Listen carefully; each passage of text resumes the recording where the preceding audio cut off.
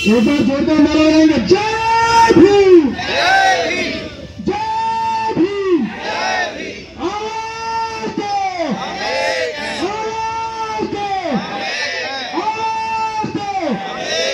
वसूलों पर अगर आँच आए तो टकराना जरूरी है, जिंदा अगर हो तो जिंदा नजर आना जरूरी है। एक बार और जोरदार नारा हम लोग लगाएंगे, जय भीम, जय भीम। सम्मानित साथियों, मैं आप सभी सम्मानित साथियों का आज के इस कार्यक्रम में हार्दिक स्वागत और अभिनंदन करता हूं। आज का कार्यक्रम हम सभी के लिए एक बहुत ही महत्वपूर्ण कार्यक्रम है। जिस प्रकार माननीय सुप्रीम कोर्ट का जो आदेश आया, जो संविधान के विरोध में था, क्योंकि आर्टिकल 341 और आर्टिकल 342 में ये साफ साफ लिखा हुआ है कि एससी एसटी की किस जाति को उस जाति में जोड़ना है और किसको उससे निकालना है, यह अधिकार सदन को है। लेकिन माननीय सुप्रीम कोर्ट ने बिना विचार विमर्श किए इसको क्रिमिलियर की व्यवस्था की और समाज के वंचित तबके को आपस में उसके भाईचारे को लड़ाने का काम किया।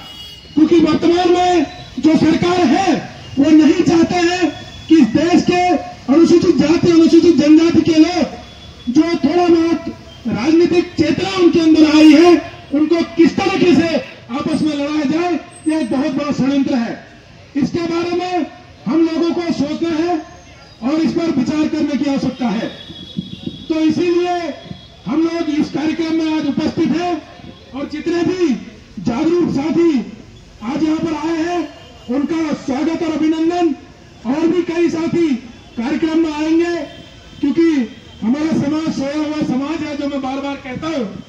तो उसको जगाने के लिए जब पूरे अधिकार छिन जाएंगे तो उसे याद आएगी। तो मैं कार्यक्रम की शुरुआत करूं, इससे पहले मैं आप लोगों से अनुरोध करूंगा कि आप सभी लोग खड़े हो जाइए और हम भारत की प्रस्तावना या उसका उद्देश्य का पढ़ेंगे। रिजर्वेशन कोई गरीबी उन्मूलन का प्रोग्राम नहीं है। यह सामाजिक और आर्थिक रूप से पिछड़े हुए लोगों को, जिनका सदियों से जाति के आधार पर उत्पीड़न हुआ है, उन लोगों को दिया गया था। परंतु आज हम देख रहे हैं रिजर्वेशन के अंदर लोगों को बांटने का काम किया जा रहा है। आज इस देश में दलित, शोषित, पीड़ित, वंचित वर्ग के लोगों को, जिनकी अभी मात्र अगर हम देखें आंकड़ों के साथ, तो 4% लोगों को भी सरकारी नौकरियां उपलब्ध नहीं हो पाई। उसके बावजूद भी कई सारे बैकलॉग उत्तराखंड सरकार में या भारत की सरकार में बचे हुए हैं। लेकिन उसके बावजूद भी किसी की नजर उस बैकलॉग में नहीं पड़ी। आज तक किसी भी सरकार ने या किसी भी कोर्ट ने यह निर्णय नहीं लिया कि इस अनुसूचित जाति जनजाति के बैकलॉग को पूरा किया जाए। हम किसी के अधिकारों को नहीं मांग रहे।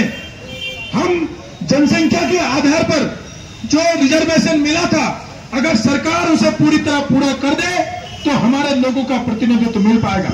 लेकिन वो प्रतिनिधित्व भी आज तक पूरा नहीं हुआ है। यह हमारा सबसे बड़ा दुर्भाग्य है। तो उस प्रतिनिधित्व के ऊपर किसी की नजर नहीं गई।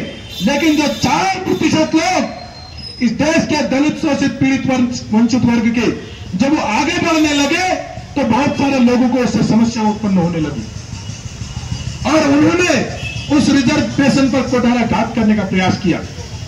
आज भी यदि बात करें तो केवल 2% नौकरियां सरकारी संस्थानों में है। केवल 2% नौकरियां, 98% नौकरियां प्राइवेट संस्थानों में है। वहां पर किसी भी प्रकार का कोई रिजर्वेशन नहीं है। लेकिन जो 2% नौकरियां भारत सरकार में या उत्तराखंड की या किसी भी राज्य की सरकारों में है, उस पर सबकी नजर है, क्योंकि उससे ये वंचित वर्ग के लोग आगे बढ़ रहे हैं। तो इसके संबंध में आज पूरे देश में भारत बंद का ऐलान किया गया है और काफी सभी राजनीतिक पार्टियों का समर्थन इस आंदोलन को मिला हुआ है। और समस्त अनुसूचित जाति, अनुसूचित जनजाति के प्रबुद्ध लोग यहां पर एकत्रित हैं। आज हमें यह तय करके भी जाना है कि भविष्य में किस प्रकार से हम अपने हक और अधिकारों को बचा सकते हैं, इसके बारे में हमें निर्णय लेने की भी आवश्यकता है।